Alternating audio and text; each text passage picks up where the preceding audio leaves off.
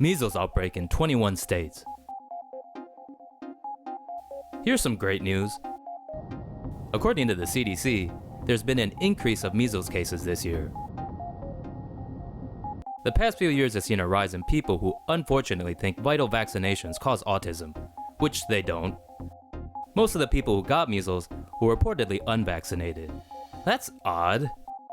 Measles includes symptoms such as high fever, red eyes, and a rash that begins on the face. The CDC says the virus is contagious, as it stays in the airspace when someone with measles has coughed or sneezed. 90% of people who aren't immune to the virus will likely become infected. They also recommend getting the measles, mumps, and rubella vaccine to prevent outbreaks. The disease is especially unsafe for children under the age of 5 or adults over the age of 20. More about vaccines. New hope for HIV patients. University of Maryland and Duke University researchers have designed a new vaccine that was able to stimulate an immune response against HIV's protective shield. HIV virus cells are covered with a protective protein called GP120, which itself is covered by a sugar shield to help bolster its defenses. Some infected individuals who can keep the virus at bay without medication often have antibodies that attack the protein. There has been little success in creating a similar vaccine because the sugars found in the shield resemble sugars in the human body. It's also difficult to engineer antibodies that can be effective against the multiple strains of HIV, which frequently mutate. Using a synthetic chemistry method, scientists have now designed a vaccine combining a GP120 fragment and a sugar molecule and tested it on HIV-infected rabbits. The vaccine prompted the rabbits' immune systems to produce antibodies that physically bound to GP120, found in 4 dominant HIV strains. It takes roughly 2 years to build immunity against HIV, so despite sticking to the virus, the antibodies weren't able to prevent further infection. But the vaccine's ability to induce a strong immune response in a short amount of time is encouraging, and researchers believe further studies can produce a vaccine that can ultimately neutralize the deadly virus. New vaccine kills cancer in mice.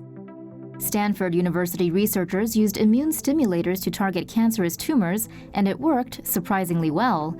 T cells that defend against cancer often end up overpowered by the disease, but scientists find they can be rejuvenated using CpG oligonucleotides and anti-OX40 antibodies. When a microgram of the immune-stimulating agents were injected directly into mouse tumors, the growths disappeared in about 10 days. CpG activates dendritic cells that help against tumor counterattacks, while anti-OX40 antibodies stimulate T cells into attacking the cancer. Once a tumor is destroyed, the cells move through the body to find and eliminate other similar growths. The experiment eradicated lymphoma in 87 out of 90 mice and also worked on breast, colon, and melanoma cancers. The team is looking to start clinical trials to see if the treatment will be as successful in humans. Protecting plants without pesticides. Conventional pesticides are a double-edged sword that scientists are now seeking to replace with more natural RNA-based plant vaccines. Without pesticides, roughly 70% of the world's crops would be lost to pests, but such chemicals are toxic, killing insects but also affecting the rest of the environment.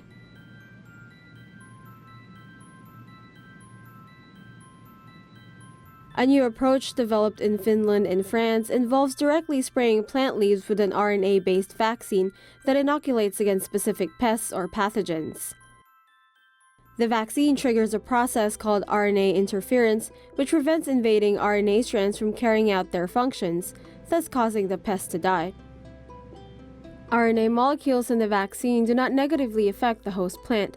The RNA also has the added benefit of being biodegradable because it breaks down quickly. Instead of chemical synthesis, scientists use a bacteria-eating virus called a bacteriophage to help generate the RNA. But with no relevant legislation in existence to govern its use, it's hard to say when the vaccine will be available commercially. All the vaccine you'll need in one single shot.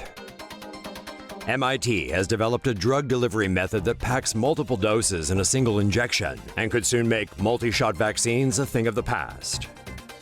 Biodegradable polymers used in implants, sutures, and prosthetic devices were pressed into silicone molds to form tiny cups, each measuring 400 micrometers across.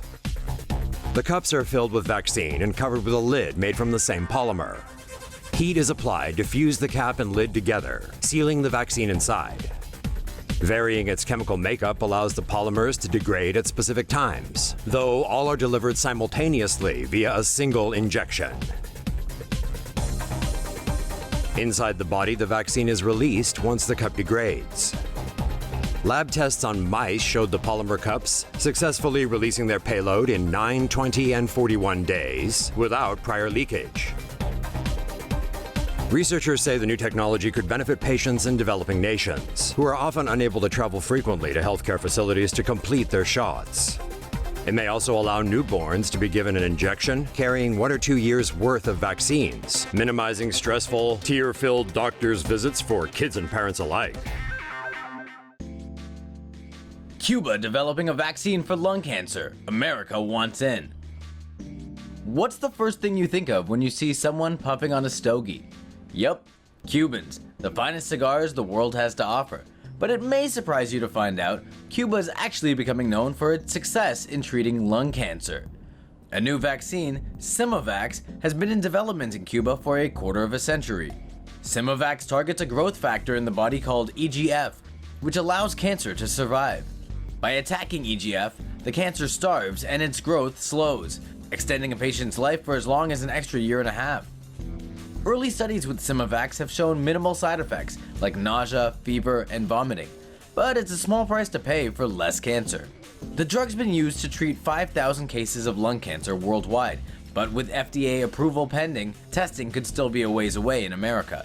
After the US made nice with Cuba in December 2014, New York Governor Andrew Cuomo went on a trade mission to Havana last year to get the ball rolling to bring the drug to America.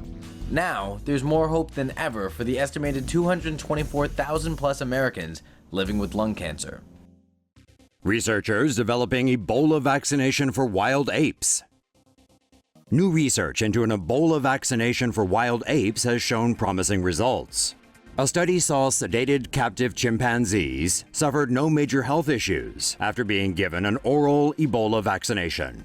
Researchers took an Ebola protein and put it into a rabies vaccine commonly used on foxes.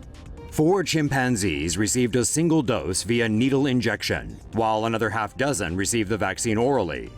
After 4 weeks, chimpanzees in both groups developed strong immunities, similar to vaccinated macaques that withstood exposure to Ebola in earlier research. Ebola is deadly to humans, apes, and other animals. It's believed to have originated from fruit bats before spreading to other species via the fruit they ate. Wild apes, such as chimpanzees and gorillas, are vulnerable as they share similar diets to the fruit bat.